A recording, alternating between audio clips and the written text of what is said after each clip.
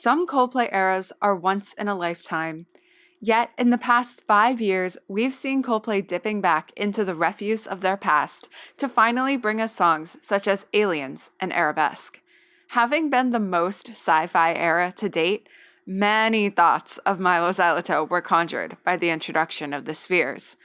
As the Music of the Spheres era has gone on, the parallels and tie-ins continue to increase, and we even have admission from the band that there is something to this connection. The parallels begin at the most surface level.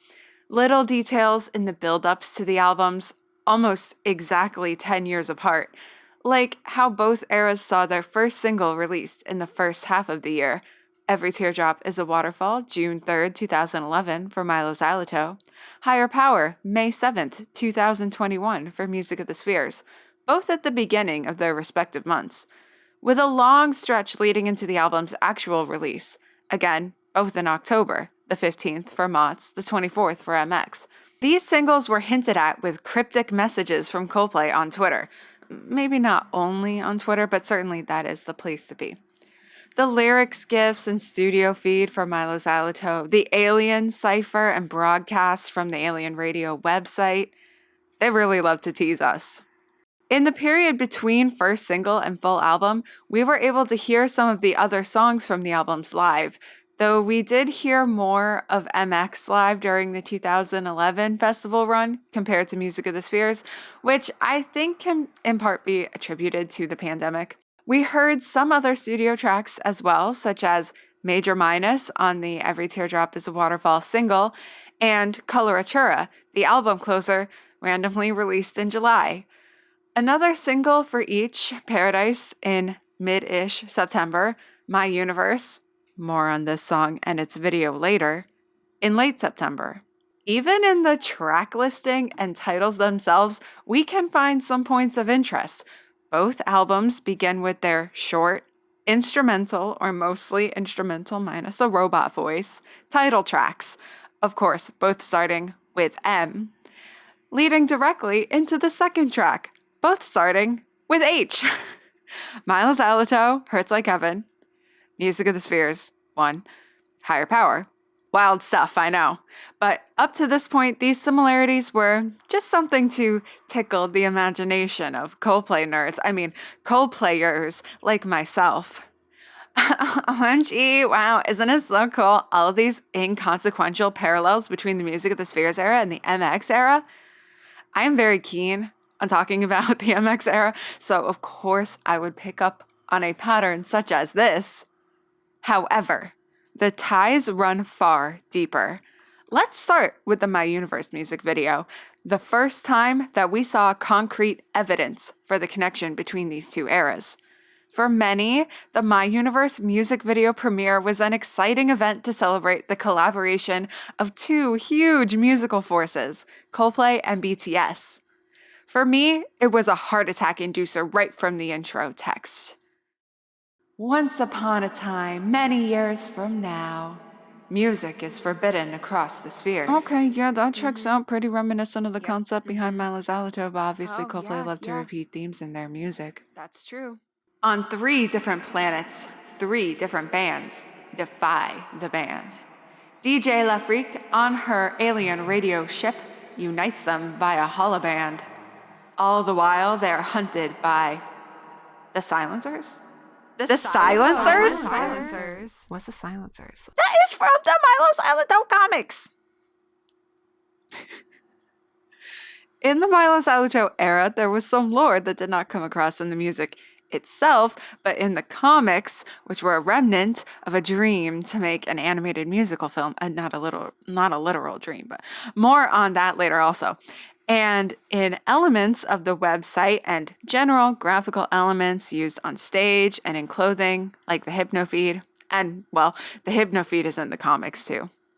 If you've never read the Mylo Xyloto comics, you can also check out this playlist I made breaking down each of the comics. In that story, a planet called Silencia has been overtaken by beings known as the Urdoks, allegedly to keep the Silencians safe, the Urdox banned all sound and color. Not to get too deep, but that's where the hypnofeed comes in.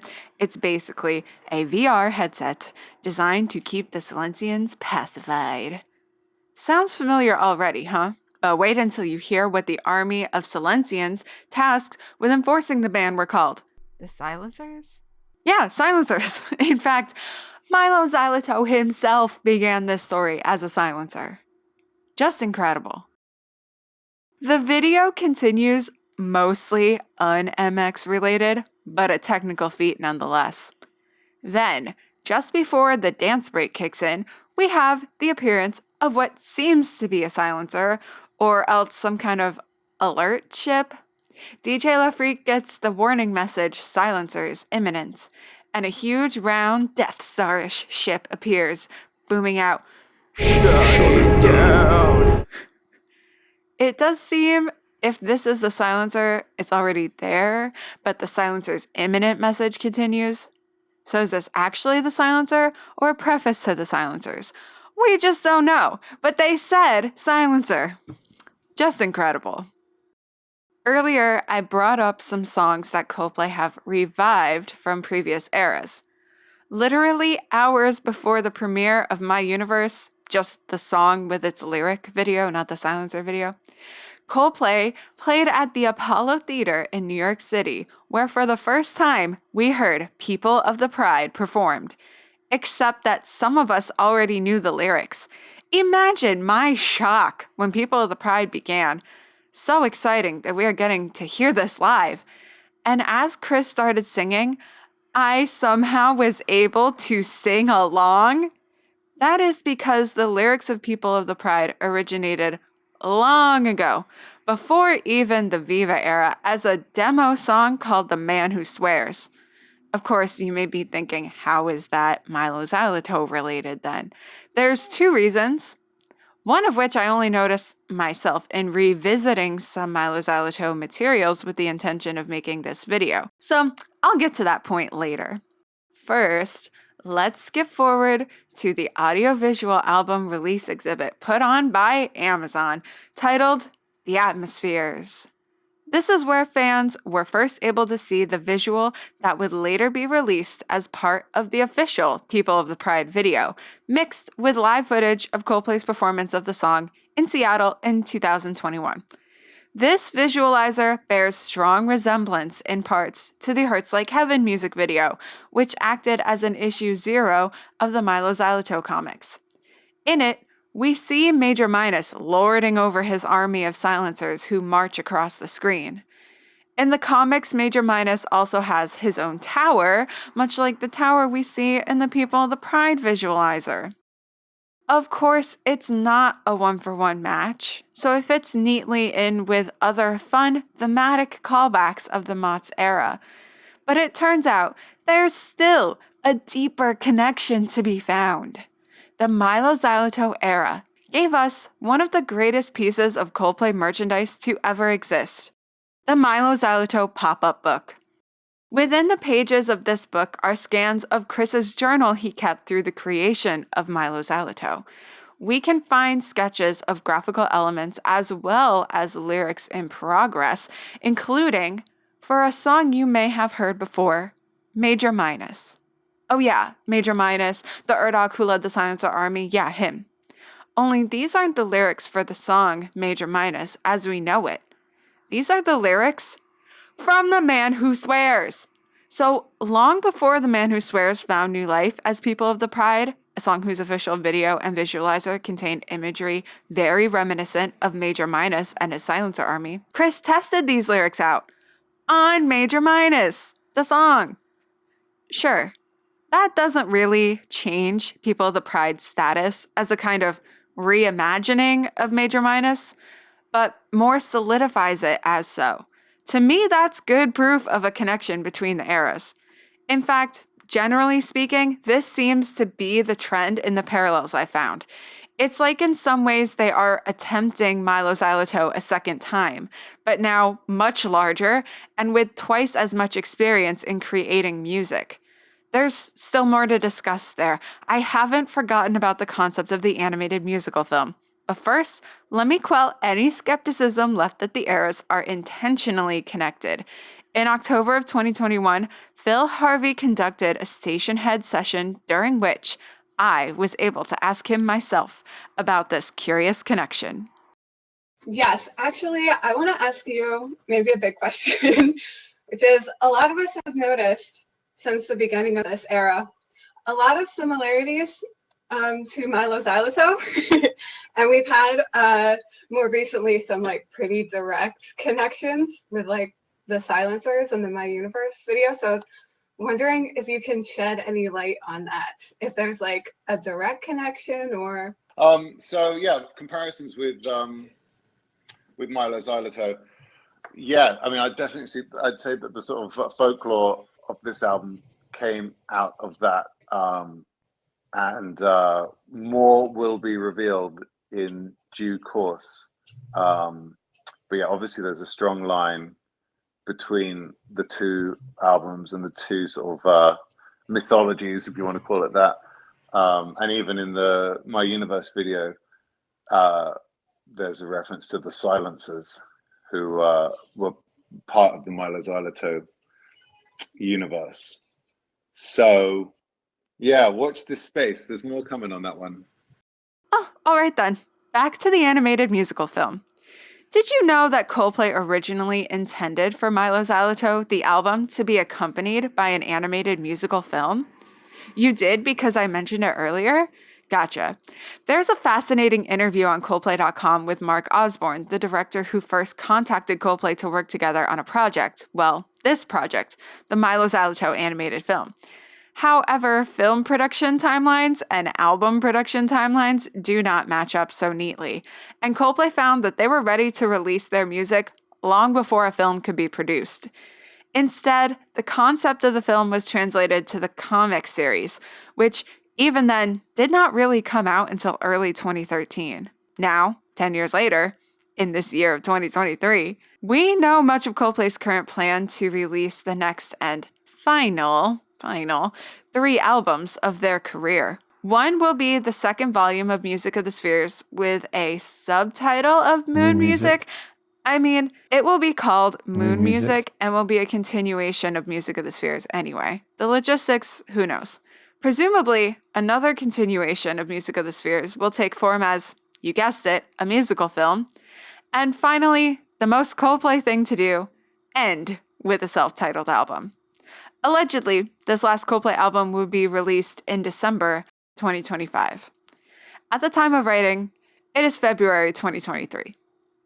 Now, how much of this plan can we expect to materialize according to the details we've heard from Chris in interviews so far?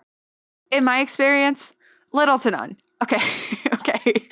I'll give him more credit than that. But let's be real.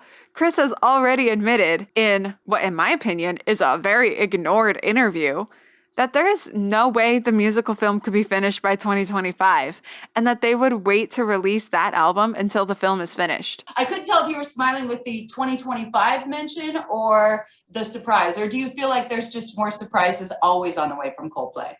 No, well, we have 3 more albums and they each have their own thing going on. The reason I'm smiling on the 2025 thing is because one of them is a musical that we want to do as a movie. And I imagine that will probably not be finished by then. So we won't put that music out until that film is done. So what does that mean for the timeline? Super extended? Not going to release Coldplay as the ultimate album, but penultimate? Switch the titles and hope no one notices? We just don't know. And I feel certain we will not know until it's all said and done. How they did not anticipate a situation like this, considering that they've already been through it, is a little beyond me. Speaking of a conclusion, though, before I wrap up this video, I would like to do a little bit of speculation. How could the lore of Mylo Xyloto continue to resurface within future installments of Music of the Spheres? Allow me to go into a little bit of spoilers for the story of the comics. If you haven't read them and don't want to know what happens, turn away now. and then return this way after you have. Thanks. In the Mylo Xyloto comics, the Urdoks invaded Silencia to use as their new home because their old one burned down, but they couldn't stand all the sound and color from what is known as the Xylobrites. So they started a war and created the idea of the Eaters to subdue Silencians. Mylo and co. defeated Major Minus and brought back sound and color. But we see in the epilogue that the next generation, Lem and Enna, have found Major Minus in the old Sparkers hideout along with a bunch of people still addicted to the feed. Could Lem and Enna have rehabilitated Major Minus or otherwise learned from him and taken on the mantle themselves? Had they set their sights much larger than Silencia? Which reminds me, was Silencia always called Silencia or only after the Urdoks showed up? This detail is not explained at all in the comics. In my opinion, the answer could present a couple different ideas. Option 1, Silencia is in a different system than the spheres. Lem and Enna revived the silencers and set out to conquer beyond their own system. But why? The Urdoks at least had a specific reason relating to their own needs. Their planet was no longer viable. And in general, their culture is very callous. They are very warlike. Option 2, does Silencia have a different name? Perhaps it could have been in the spheres all along. Or perhaps it was part of the spheres, but has been lost. These theories are not very well founded. In fact, I would call them more like imaginings. Imaginings than actual theories. Perhaps as time goes on, we will have a clearer idea of, well, whether or not the story itself would be a continuation or a reimagining to begin with, let alone if either of these ideas could be brought in. For now, we will just have to keep our Mylo Xyloto heads full of Music of the Spheres dreams. And that's all I have to share with you today on this topic, so thank you for joining me. I'm sure there will be more to talk about in the future, and I will absolutely be talking about it, so thank you for joining me. If you want to keep in touch with all that, you can subscribe to my channel here, and I will try to make some more Coldplay videos in general, and I will see you next time. Peace out.